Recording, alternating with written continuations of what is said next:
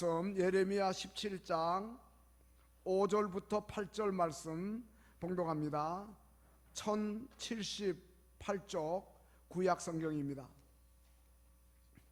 구약 성경 1078쪽 예레미야 17장 5절부터 8절 말씀.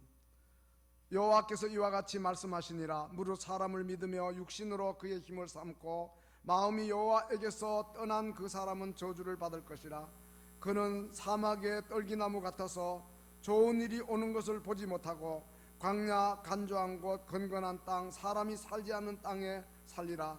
그러나 무릇 여호와를 의지하며 여호와를 의뢰하는 그 사람은 복을 받을 것이라.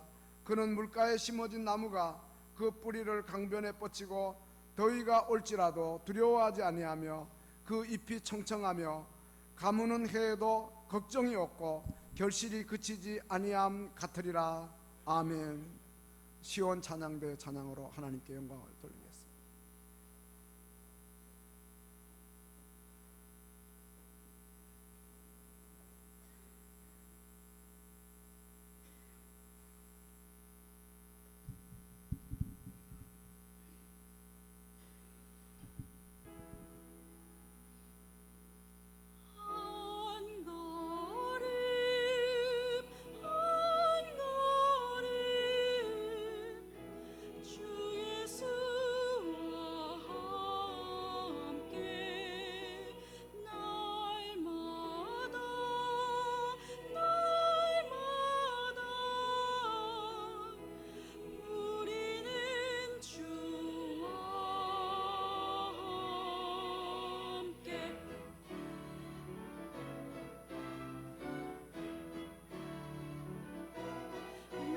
주와 함께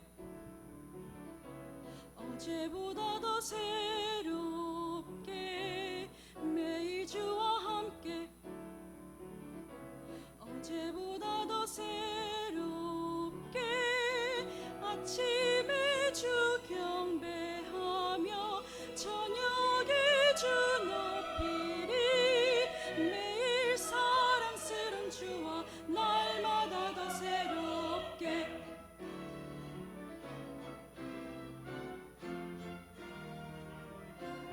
매일 주와 함께 어제보다 더 새롭게 매일 주와 함께 어제보다 더 새롭게 아침에 주 경배하며 저녁에 주 높이리 매일 사랑하는 주와 날마다 더 새롭게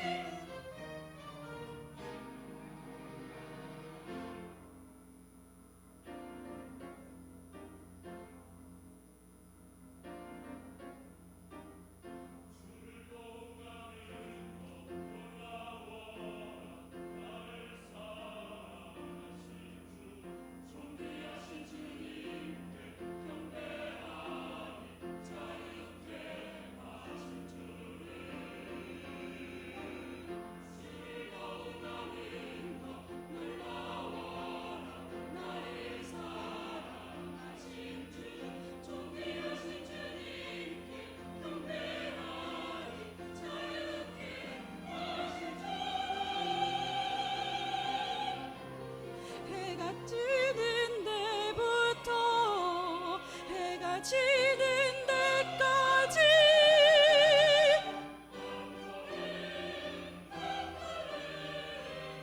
주 예수와 함께 날마다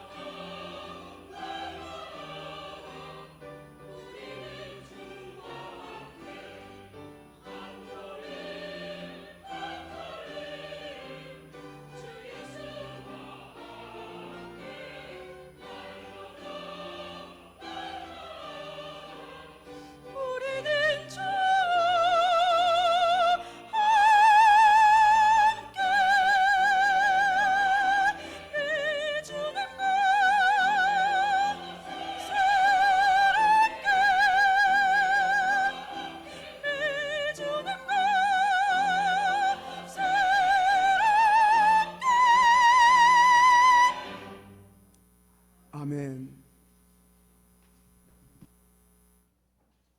예. 영국의 버킹엄 궁 뜰에 오래된 포도나무가 있는데 어느 한 해는 아주 심한 가뭄이 왔다 그래요. 그럼에도 불구하고 그 말라버리거나 그리고 시들어 버리지 아니하고 여전히 똑같이 다른 데처럼 열매를 맺는데 아주 많은 2,000송이의 포도를 얻은 그러한 일이 있었다 그래요.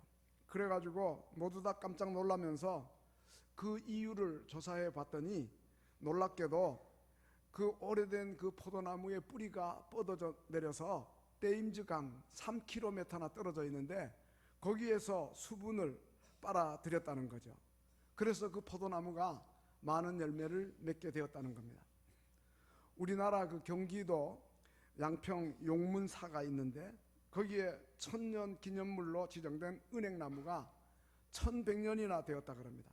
그런데 높이가 50m고 이 둘레 굵기가 14m로 장정 8명이 팔을 뻗쳐야 될 정도로 넓은 그러한 이 나무가 역시 이제 해마다 그 은행 열매를 12섬씩 따낸다 그래요. 어떻게 이 나무가 그와 같이 하나 했더니 하루에 물을 12kg씩 흡수한다 그래요. 학자들은 그 은행 나무가 열매를 많이 얻는 데는 그 나무가 이제 뻗어나간 뿌리를 통해 가지고 그래서 그 수분을 마음껏 섭취하기 때문에 그렇게 되었다 하는 것을 발견했다고 합니다. 오늘 본문에서 예레미야 선지자는 유다 백성들에게 그들이 진정으로 추구해야 할 길이 무엇인지를 설명하고 있는데 두 종류의 나무를 가지고 설명하고 유다 백성들에게 그 둘 중에 하나를 택해야 한다 이렇게 설명하고 있는 거예요. 그런데 그 가운데 하나는 사막에 심어진 떨기나무, 그 나무가 사막에 심어져 있기 때문에 잎도 없고 숲도 없고 그러니까 그늘도 안 생기는 거죠. 열매도 없고 그리고 가시만 있어가지고 옆에 나무를 찌르기나 하고 이러한 이제 나무를 이야기하면서 또 하나 물가에 심어진 나무를 또 이야기하고 있는 거예요. 마치 그 영국 버킹엄 궁의 뜰에 심어진 포도나무 같이 그리고 용문사에 있는 은행나무 같이 물가에 심어져서 물과 연결이 되어서 그 뿌리로부터 흡수해드리는 이러한 이야기를 하고 있는 거죠. 이 두 종류의 나무는 하나의 비유지요.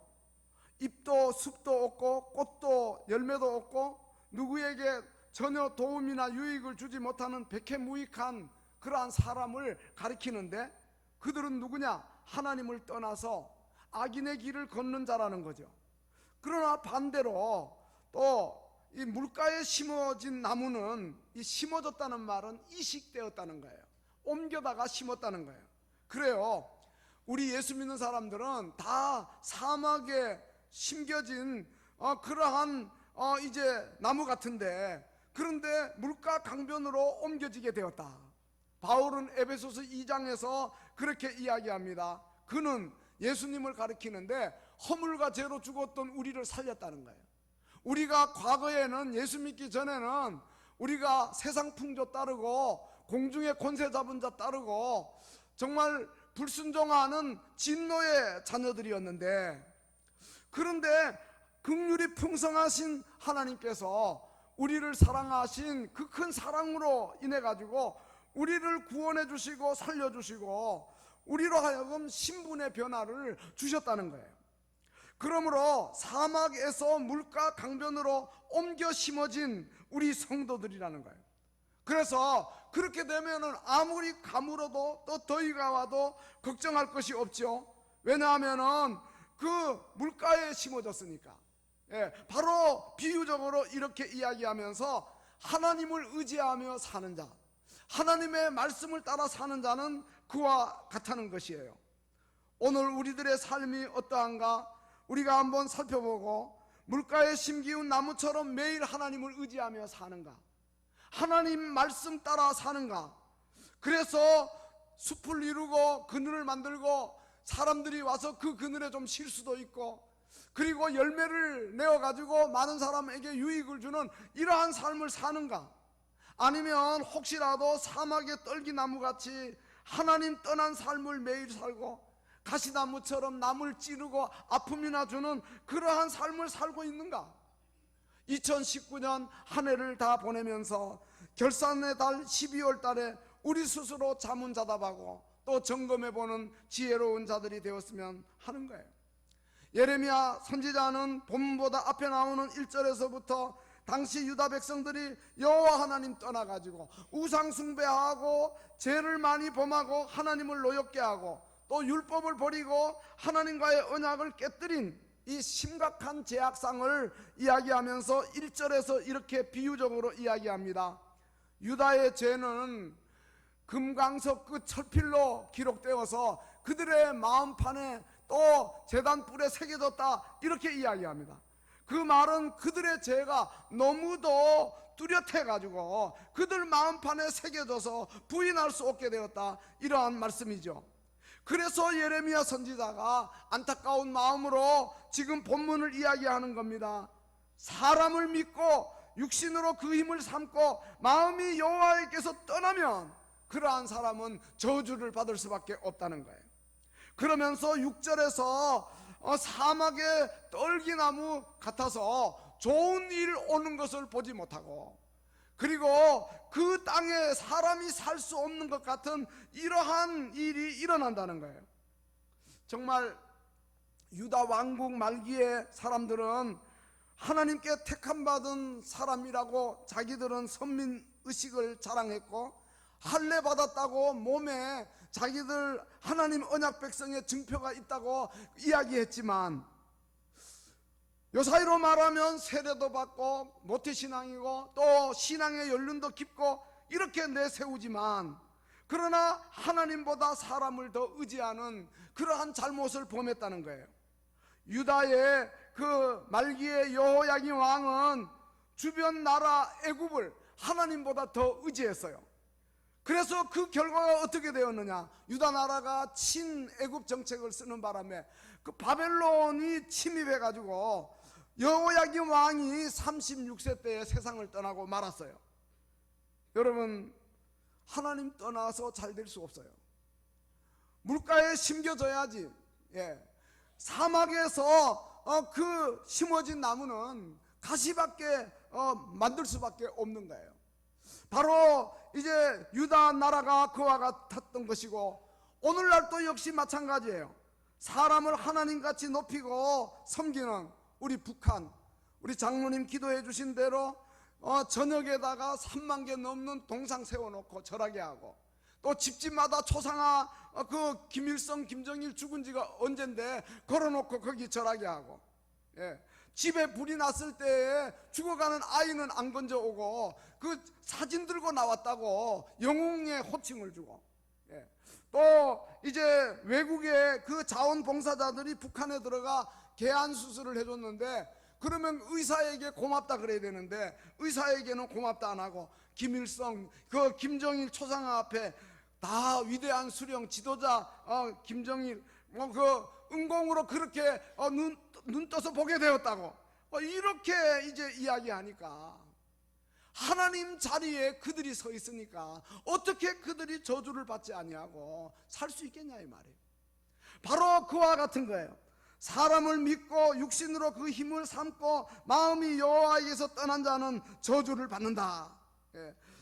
그 사막의 떨기나무 같아서 좋은 일이 오는 것을 보지 못한다, 이렇게 이야기하면서, 그러나 반대로 살아계신 여호와 하나님 믿고 따르면, 그를 의지하며 살면 물가에 심기운 나무와 같이 복을 받게 된다, 이렇게 오늘 말씀하고 있는 겁니다. 오늘 본문 7절에서 여호와를 의지하며 여호와를 의뢰하는 사람이 복을 받는다 그랬는데, 그는 물가에 심어진 나무가 뿌리를 강변에 뻗치고 더위가 와도 두려워하지 않고 그 잎이 청청하고 가무는 해에도 결실이 그치지 않는다 그랬는데, 여기 여호와를 의지하고 그 다음에 여호와를 의뢰하고 반복적으로 이야기하는 것은 강조를 의미하는 거고, 오로지 여호와 하나님만 전적으로 의지하는 자가 될 때에 복을 받는다, 이렇게 말씀하고 있는 겁니다. 여기 물가와 강변은 우리 주님을 가리키고 또 주님의 말씀을 가리킵니다. 시편 1편에 보면 이렇게 이야기합니다. 복 있는 사람은 누구인가? 그 악인의 꾀를 따르지 않고 죄인의 길에 서지 않고 오만한 자의 자리에 앉지 않고 오직 여호와의 율법을 즐거워하고 그 율법을 주야로 묵상하는 자로다. 저는 시냇가에 심은 나무, 바로 물가에 심은 나무 아니에요? 시냇가에 심은 나무가 철을 따라 열매를 맺고 그 잎사귀가 마르지 아니한 같아 그가 하는 모든 일이 형통하리로다. 이렇게 말씀하고 있는데 본문의 내용하고 같은 의미로 이야기하는 것을 보게 되는 것입니다. 사랑하는 성도 여러분, 우리 모두가 다 물가에 심겨진 나무 되어서 철을 따라 열매를 맺으며 그 잎사귀가 마르지 아니한 같이 형통하는 복을 누리는 복된 성도들이 다 되시기를 주님의 이름으로 축원합니다. 성경에 그렇게 산 대표적인 사람이 바로 요셉입니다. 그 아버지 야곱이 요셉을 위해서 축복할 때에 그렇게 기도하지 않았습니까? 요셉은 무성한 가지, 곧 샘 곁에 무성한 가지라. 샘 곁에 무성한 가지, 물가에 심어진 그러한 나무라는 거죠. 그 가지가 담을 넘었다, 이렇게 이야기하고 있습니다. 샘 곁에 심어졌으니까, 물가에 심어졌으니까 담장을 넘는 무성한 가지의 복을 받는다는 거지요. 오늘 우리 모두에게도 요셉이 받았던 그러한 복을 받아 누리도록 물가에 심어진 우리 주님에게, 주님의 말씀 속에 살아가는 복된 성도들이 다 되어야 할 줄로 믿습니다. 우리가 모두 생수의 근원이고 영원히 솟아나는 샘물인 주님에게 심어진 나무가 되어야 됩니다. 요한복음 4장에 보면은 수가성 여인에게 주님이 말씀하지 않았습니까? 이 물을 마시는 자마다 다시 목마르지만 내가 주는 물을 마시는 자는 영원히 목마르지 않는다. 그리고 또 요한복음 6장 36절에서는 나는 생명의 떡이니 내게 오는 자는 결코 줄이지 아니하고 그리고 나를 믿는 자는 영원히 목마르지 아니하리라, 이렇게 말씀하고 있는 것입니다. 그렇습니다. 우리의 영혼이 풍성하고 강건해질 수 있는 비결은 우리의 환경이 뭐 조금 바뀐다고 되는 게 아니에요. 우리의 마음에 생명의 복음이 들어와야 되고 성령의 은혜가 임해야 되는 거예요. 그러면 우리 자신이 영원히 목마르지 않는 생수를 얻게 되는 것이고, 물가가 되시는 여호와 하나님께 심어진 나무처럼 뿌리를 하나님의 말씀 강변에다가 깊이 내리면 늘 푸른 그러한 생을 살 수 있다는 것입니다. 이사야 선지자는 이사야 55장 1절 이하에서 이야기합니다. 너희 모든 목마른 자들아 물러 나오라. 너희는 와서 사 먹되 돈 없이 값 없이 포도주와 젖을 사라. 그렇게 이야기하면서 이제 이렇게 이야기합니다. 너희가 어째서 양식 아닌 것을 위해서 은을 달아주고 배부르게 못할 것을 위해서 수고하느냐. 그러면서 너희는 내게 나와 듣고 들을지어다, 이렇게 말씀합니다. 영혼의 양식이 되지도 않는 것에 기웃거리지 말고 거기에 시간 빼앗기지 말고 주님의 말씀을 들으라는 거예요. 말씀을 가까이 하라는 거예요. 그 말씀을 묵상하고 실천하라는 거예요. 그러면 너희가 좋은 것을 먹을 것이요 너희 자신이 기름진 것으로 즐거움을 얻으리라. 그러니까 너희는 귀를 기울이고 내게 나와 들으라. 그리하면 너희 영혼이 살리라. 우리 주님 그 말씀, 주님은 지금 우리 눈에 보이지 않죠.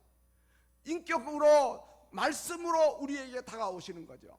그러니까 주님의 말씀 속에 들어가야 되는 거예요. 오늘은 전국교회가 함께 지키는 성서주일입니다.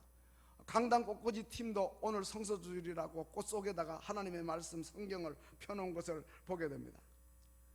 디모데후서 3장 15절 이하에 성경은 능히 너로 하여금 그리스도 예수 안에 있는 믿음으로 말미암아 구원에 이르는 지혜가 있게 하느니라. 성경 속에 예수 믿고 구원받는 지혜가 있다 이 말이에요. 뿐만 아니라 모든 성경은 하나님의 감동으로 되었기 때문에 바르게 함과 또 이제 책망과 의로 교육하기에 유익하여 하나님의 사람을 온전하게 한다.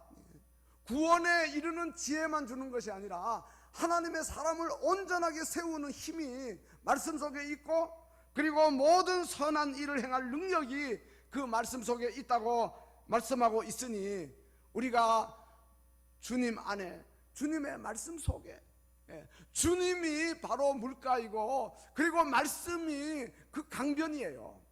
그러니까 주님 안에 들어오고 그 말씀 속에 뿌리를 깊이 내리는 우리 모두가 되어야 하는 것이에요. 지난 수요 예배 시간에도 제가 설교 시간 예화를 들었습니다마는, 복받는 자리에 서라는 책을 쓰신 신승훈 목사님은 한양대학교에서 공부하고 그 다음에 온 가족이 미국으로 이민을 갔는데, 미국 가가지고 예수 믿고 그리고 열심히 막 믿으면서 마음이 뜨거워지니까 신학교를 가고 그 다음에 목사님이 되셨어요. 그리고 난 다음에 그는 무슨 사역을 해야 할까 기도하는 가운데 하나님께서 그의 마음에 아프리카 케냐 선교사로 가라 하는 감동을 주은 거예요. 그래서 몇 번이나 주님께 물었는데 주님의 뜻은 확고했어요. 할 수 없이 온 가족을 다 불러 모아놓고 주님이 나에게 아프리카 케냐 선교사로 가야 라고 이렇게 명하시니 내가 그리로 가야 되겠습니다. 그렇게 이야기했어요. 근데 그 아버지가 예수 믿지 않다가 아들 통해서 근래에 전도돼 가지고 교회에 나와 세례도 받고 이제 그럽니다. 그런데 이 아버지가 말이죠, 반대를 하고 나서는 거예요. 아니 어떻게 예수 믿는 것들은 부모도 버리고 가느냐, 그렇게 이야기하면서 기독교가 그렇게 부모 버리라고 했냐, 그러면서 도대체 예수가 뭔데 너가 나를 버리고 아프리카 케냐로 가? 그러면서 아버지가 화를 내면서 이제 나는 이제 예수고 뭐고 다 싫다, 나는 이제 교회도 끊겠다, 이렇게 하시는 거예요. 그러니까 이 목사님이 갈등이 생기는 거예요. 아버지가 저렇게 완고하게 반대하니 어떻게 하면 좋으냐, 하나님 앞에 기도하고 또 기도하면서 묻습니다. 근데 결과적으로 그는 아프리카 케냐로 선교사로 나갔어요. 그가 그렇게 한 이유는 아버지가 극심하게 반대하는데 부딪혔을 때, 주님 성경은 부모를 공경하라 그랬고 부모의 말씀에 순종하라 그랬는데, 부모를 사랑하라 그랬는데, 근데 부모를 뒤로 하고 나 혼자 아프리카 케냐로 가는 게 이게 옳은 겁니까? 그러면서 갈등하면서 기도하는데 하나님께서 그의 마음에, 그래 부모를 공경하고 그 말씀에 순종하는 거, 부모를 사랑하는 거 옳은 거다. 그러나 동시에 너는 믿음의 조상 아브라함을 생각하라. 복음을 위해서 가족과 친척과 아비집을 떠났던 그 아브라함을 생각하면서 지금이 바로 그 아브라함처럼 순종할 때라고 그에게 가르쳐 주시는 거예요. 그러한 마음의 깨달음을 받고는 뒤로 돌아보지도 않고 아프리카 선교사로 나간 거예요. 그 아버지는 그의 말대로 교회를 나오지 않습니다. 불평이 대단합니다. 도대체 예수가 뭔데, 기독교가 뭔데, 부모까지도 버리고 가는 저들이 믿는 예수는 누군가, 이러한 생각을 하면서 우리 아들이 미쳐가지고 저렇게 아프리카 케냐까지 가게 되었는데, 그가 예수라면은 그가 도대체 누구냐 한번 좀 알아나 보자. 그러면서 이분이 교회는 안 나가면서 성경을 가져다가 정독을 합니다. 그리고 성경을 읽다가 인격적으로 예수님을 만나게 됩니다. 그리고 난 다음에 그가 구원의 확신을 가지게 됩니다. 인격적으로 성경 속에서 주님을 만나고 나니까 변화된 거지요. 기쁨이 마음에 넘쳐가지고 아파트에 나가서 우리 아들 예수 믿고 케냐 아프리카에 선교사로 나가 봉사하고 있다고 자랑하면서 다니는 거예요. 히브리서 4장 12절 말씀 그대로지요. 하나님의 말씀은 살아있고 운동력이 있다. 좌우의 날선 어떤 검보다 예리하여 혼과 영과 관절과 골수를 찔러 쪼개기까지 한다. 그 목사님 아버지에게 그렇게 말씀이 역사한 거죠. 처음에는 불평도 많았고 방황도 했지만 그러나 나중에는 예수님을 인격적으로 모시고 예수님을 잘 믿고 누구보다도 기쁘게 신앙생활하는 분이 되었다는 거예요. 결과적으로 모든 것이 합력하여 선이 된 거죠. 하나님의 말씀은 그러한 위대한 능력이 있는 줄로 믿습니다. 구소련의 최고 권력자가 되어 기독교 신앙의 자유를 처음 허용한 고르바초프는 취임해가지고 첫 번째 결제한 법안이 성경에 관한 법안이었다고 합니다. 그는 그 법안의 결제를 하면서 나라가 제대로 유지되려면 최소한 10계명과 주기도문은 남아 있어야 하는데 이 공산당 선배들이 스탈린이나 무솔린이나 후르시초프나 브레즈네프나 이런 권력자들을 가리키죠. 성경을 읽지 못하게 하고 전하지 못하게 하니까 소련 공산당은 이렇게 망하기 시작했다고 그런 이야기를 했다는 거예요. 그렇습니다. 어리석은 권력자들은 우둔하여 하나님의 말씀인 성경 읽기를 금지하는 유혹에 빠지죠. 그러나 그들은 자신들의 무덤을 파는 거예요. 역사적으로 보면 하나님의 말씀인 성경을 그만 모두가 다 망했어요. 동유럽의 공산주의 국가들이 다 무너졌어요. 일본의 군국주의도 마찬가지고, 그리고 이제 중국을 비롯한 이제 우리 북한도 역시 마찬가지고, 성경 읽는 것을 금하고 중국 같은 데서는 17살 미만으로는 성경 읽지 못하게, 또 사회주의 국가에서 연령 제한을 둬가지고 그렇게 기독교 교육을 가르치지 못하게 하는데 결코 잘 될 수가 없어요. 저주를 받을 수밖에 없는 거예요. 구원의 지혜가 있고 하나님의 사람으로 온전해지는 그 하나님의 말씀을 가까이 하게 해야 복을 받죠. 이사야 40장 6절부터 8절에 모든 육체는 풀이요 모든 아름다움은 풀의 꽃과 같아 그러고 이 백성은 실로 풀이로다. 풀은 마르고 꽃은 시드나 우리 하나님의 말씀이 영원히 서리라 그랬고, 요한일서 2장 7절에서도 이 세상도 그 정욕도 지나가되 오직 하나님의 뜻을 행하는 자가 영원히 거한다, 이렇게 말씀하고 있습니다. 사랑하는 성도 여러분, 우리는 하나님의 말씀으로 돌아가야 할 줄로 믿습니다. 성경을 가까이 하는 우리 모두가 되어야 할 줄로 믿습니다. 내년에는 좀 큐티를 생활화하는 이러한 운동도 좀 벌리려고 그럽니다. 우리는 너무 스마트폰 같은데 붙잡고 살고 문자 그다음 카톡 그러는데 좀 우리가 하나님의 말씀으로 돌아오는 이러한 운동이 일어났으면 좋겠다는 거예요. 오늘 본문 8절에 물가에 심어진 나무가 뿌리를 강변에 뻗치고 있기 때문에 더위가 와도 두렵지 않고 그 잎이 청청하고 가무는 해에도 결실이 이제 그치지 않고 걱정할 것도 없다, 이렇게 이야기하는데, 바로 본문에 나오는 그 이제 가뭄이라든가 더위라든가 이러한 것은 성도들이 당하는 고난을 비유하는 거예요. 우리 성도들이 심한 고난이 닥쳐도 환경의 변화와 상관없이 지속적인 은혜를 누릴 수 있는 것은 바로 물가에 심기운 나무같이 되어서 태양이 장렬하는 폭염 속에서도 마르지 않고 결실이 그치지 않는 것처럼 강변에 심겨진 나무기 때문에 말라 죽는 법이 없다, 이 말이에요. 한강의 물이 마릅니까? 아무리 더위가 오고 폭염이 있어도 마르지 않잖아요. 마찬가지로 이제 우리 주님의 말씀 속에는 이러한 은혜가 있다는 사실을 기억하면서 환경의 변화와 상관없이 지속적으로 은혜를 누리는 믿음의 뿌리를 주님에게 두고, 그리고 주님의 말씀 속에서 우리의 믿음이 역경을 통해서도 성숙해지는 이러한 귀한 은혜가 있으시기를 주님의 이름으로 축원합니다. 시편 기자는 말합니다. 시편 146편에서 귀인들 의지하지 말고 도울 힘이 없는 인생을 의지하지 말고 야곱의 하나님을 자기의 도움으로 삼고 여호와 하나님에게 소망을 두고 사는 복된 자가 되라고 이야기합니다.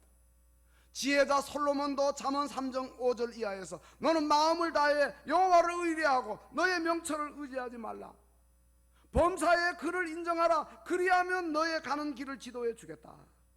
또 이제 말씀합니다. 내 아들아, 나의 법을 잊어버리지 말고 내 마음을 이제 나의 명령에 두고 지키라.